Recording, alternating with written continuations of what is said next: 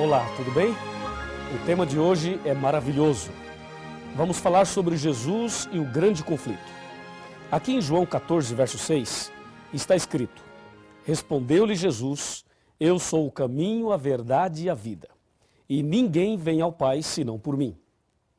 Esta é a maior verdade sobre Jesus. Ele é o caminho, a verdade e a vida, e que ninguém será salvo senão por ele. A questão é a seguinte: lá em Daniel 8, verso 12, diz que Satanás jogaria a verdade por terra. E para fazer isso, Satanás usaria a igreja romana e as suas filhas. E assim, Satanás pisaria na verdade. Jesus é a verdade. Eu pergunto, será que Satanás pode jogar Jesus por terra? Claro que não, absolutamente não. Então, como ele trabalharia para pisar na verdade sobre Jesus? De acordo com a Bíblia, Jesus é o nosso único mediador, está aqui em 1 Timóteo 2, verso 5, há um só Deus e um só mediador entre Deus e os homens, Cristo Jesus, homem. Então Jesus é o único mediador, Jesus é o nosso advogado, que está interligado uma coisa com a outra, e Jesus é o nosso suficiente e poderoso Salvador. Então Satanás odeia Jesus Cristo. Esse ódio começou lá no céu. Aqui em Apocalipse, capítulo 12, versículo 7, está escrito assim, Houve peleja no céu. Miguel e os seus anjos pelejaram contra o dragão. E também pelejaram o dragão e os seus anjos. E aí o verso 8 continua descrevendo essa guerra. Percebe aí a ira do dragão, e nesse caso o dragão é Satanás, contra Miguel, nesse caso Miguel é Jesus. Então, desde o céu, Satanás odeia Jesus Cristo. E por isso ele começou uma terrível perseguição a Jesus. O resultado é que Satanás foi expulso do céu.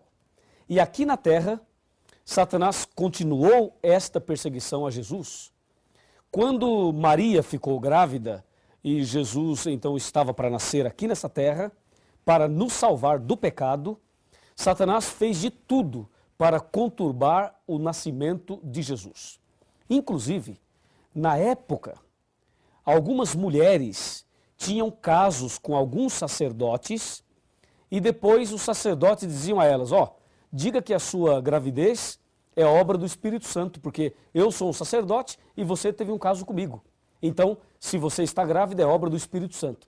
E essa ideia começou a ser usada, espalhada naquela época, e quando a Maria ficou grávida e disse que era obra do Espírito Santo, então muitas pessoas não acreditaram, achando que Maria era mais uma vítima daquele sistema pecaminoso entre os homens maus. Satanás armou tudo para tentar conturbar o nascimento de Jesus. Ele não conseguiu atrapalhar, Jesus nasceu, e quando Jesus tinha mais ou menos 2 anos de idade, Satanás entrou em Herodes e mandou matar todas as crianças de 2 anos para baixo. A intenção era matar Jesus. Mas Deus protegeu Jesus e Jesus foi levado para o Egito. E ali ele foi protegido. Mais uma vez, Satanás perdeu a batalha. Perdeu no céu e perdeu ali no nascimento de Jesus. O tempo passou, Jesus cresceu e aos 30 anos, Jesus Cristo foi batizado no Rio Jordão por João Batista. E aí, após o batismo, aconteceram algumas coisas muito interessantes que nós vamos conversar agora. Me acompanhe, por favor. Vamos analisar exatamente o que aconteceu ali após o batismo de nosso Senhor Jesus Cristo. Jesus foi batizado e após esse batismo, ele foi ao deserto. E diz a Bíblia em São Mateus capítulo 4, que ele foi levado pelo Espírito ao deserto. E lá no deserto ele ficou em jejum 40 dias e 40 noites, depois teve fome. E aí apareceu o tentador e disse, se tu és filho de Deus, transforma as pedras em pães. E aí Jesus respondeu dizendo, está escrito, nem só de pão viverá o homem, mas de toda palavra que sai da boca de Deus.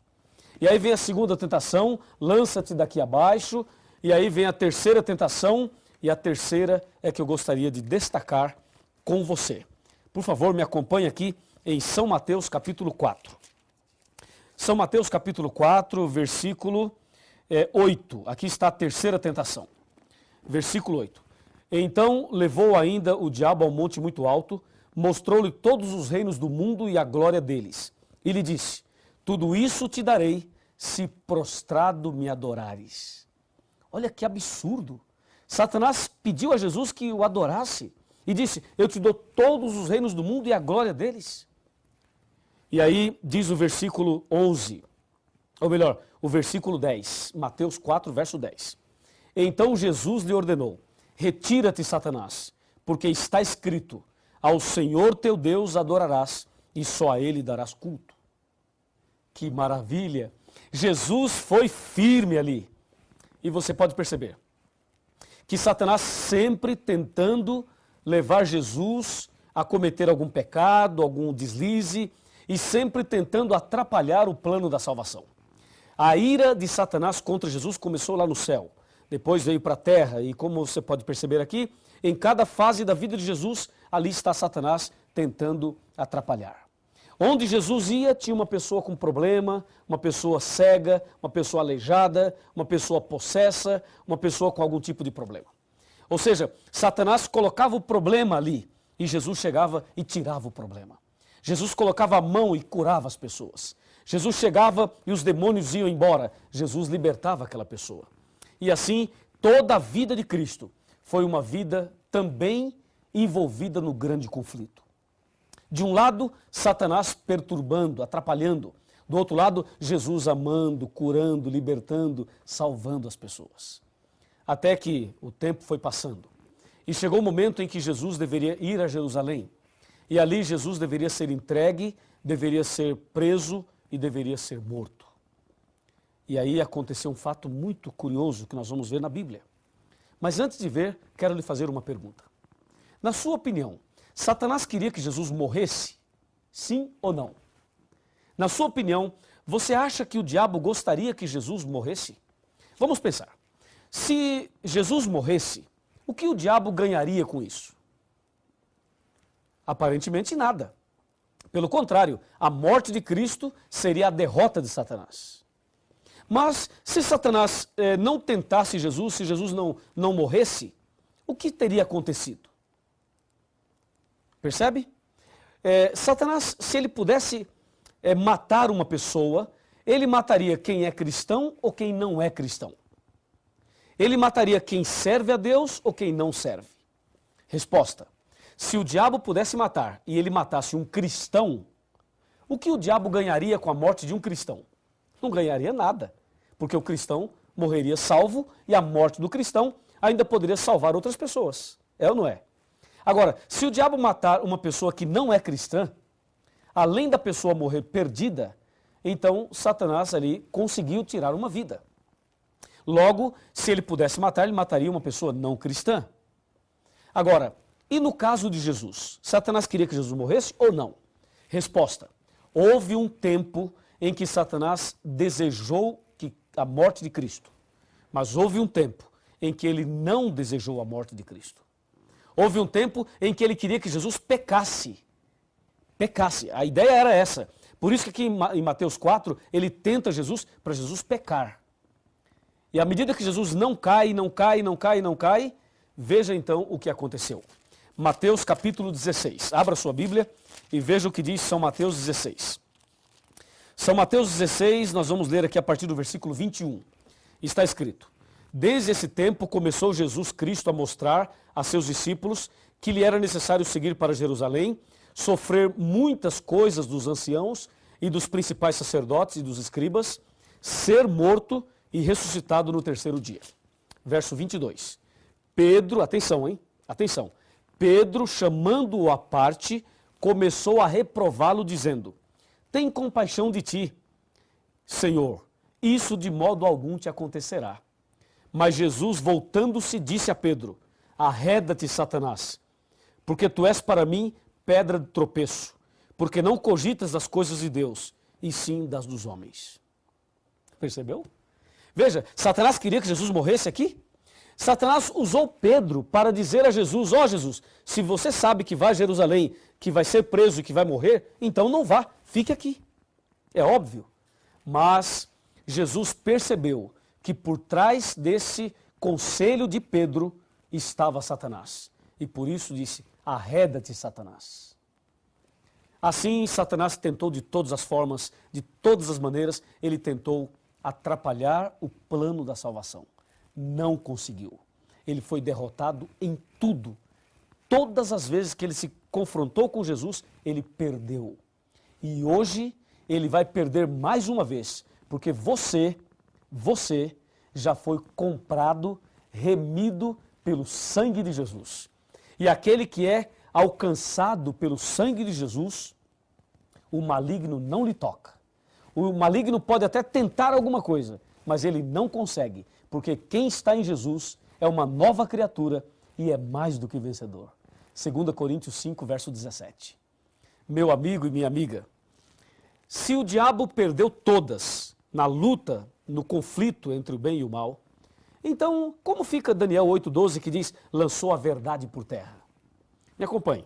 Vamos analisar esse ponto final do nosso estudo. Como entender este assunto tão delicado e tão importante? Vamos lá. A palavra de Deus nos apresenta a profecia de que Satanás pisaria na verdade. A questão é a seguinte, aqui no meu computador eu tenho algumas informações importantes. Veja, Satanás foi ousado, muito ousado, e tentou de tudo para atrapalhar Jesus. Agora que ele não conseguiu, que ele perdeu todas, e quando Cristo morreu na cruz, Satanás estava definitivamente derrotado. Então agora o que ele faz? Agora ele quer mudar as doutrinas sobre Jesus. Agora ele quer mexer com você e comigo. Agora aí está o ponto. Já que ele não conseguiu mexer com Jesus, não conseguiu atrapalhar Jesus, ele agora quer mexer na doutrina de Jesus e também na vida daqueles que querem seguir Jesus.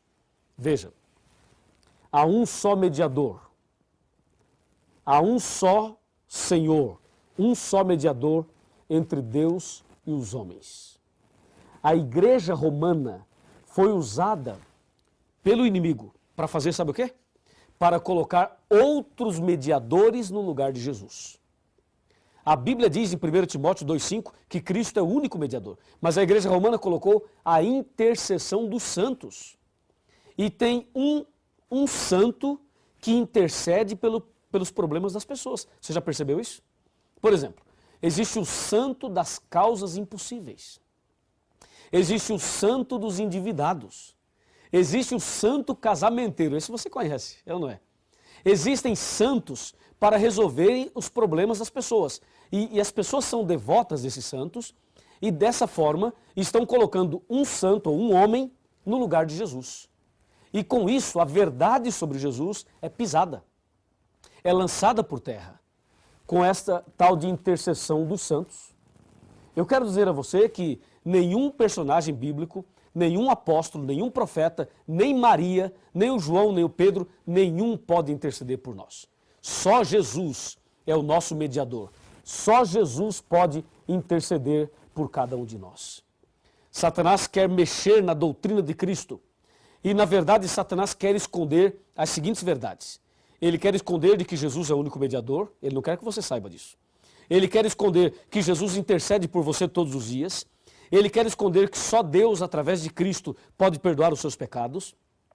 Ele quer esconder que temos um advogado perante o Pai, Jesus Cristo, o justo.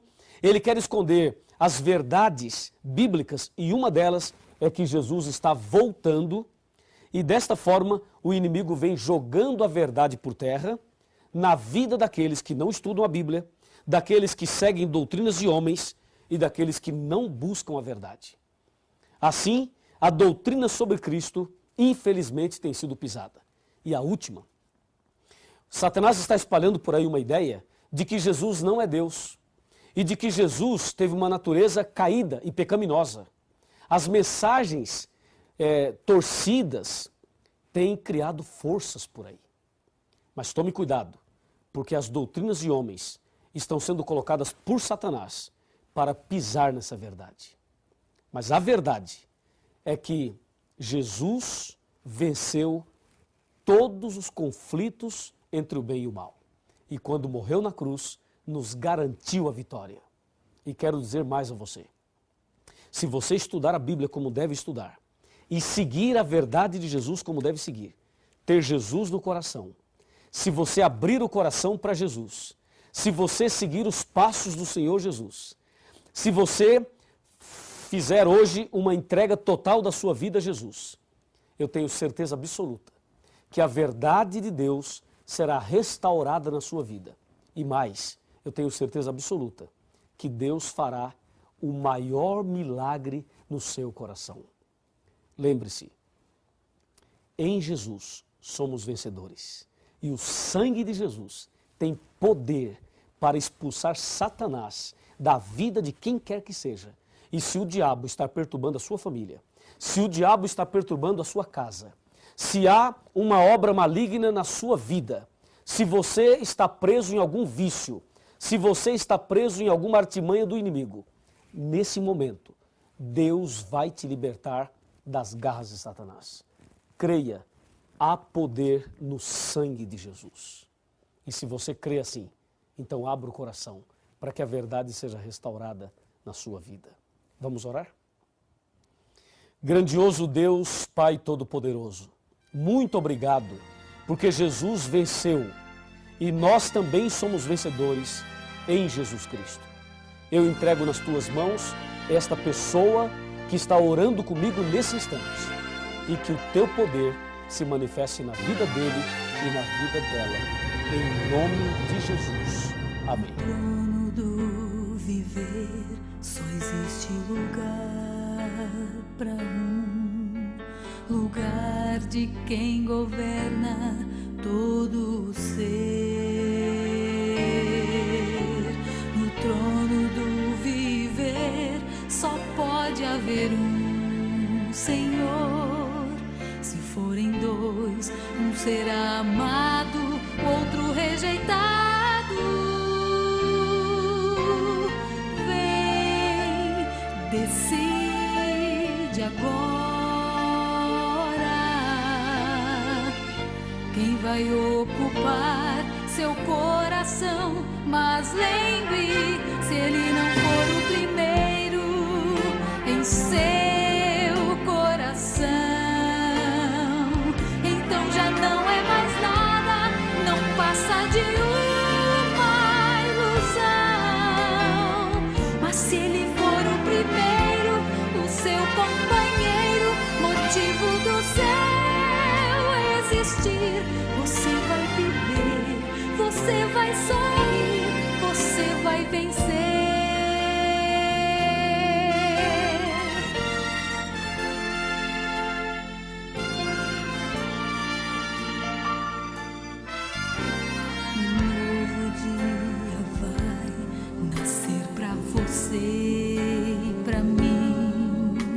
Depende de aceitar Jesus no viver.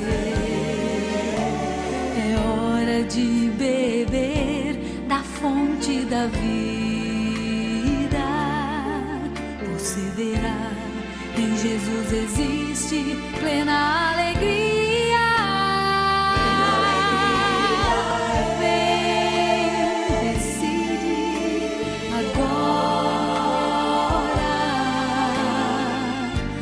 Vai ocupar seu coração, mas lembre, se ele não for o primeiro em seu coração, então já não é mais nada, não passa de uma ilusão. Mas se ele for o primeiro, o seu companheiro, motivo do seu existir, você vai viver, você vai sorrir, você vai vencer. Não há batalha perdida com Cristo. Ele mesmo triunfou lá na cruz. Com sangue já provou que nos ama. Se o coração não for dele,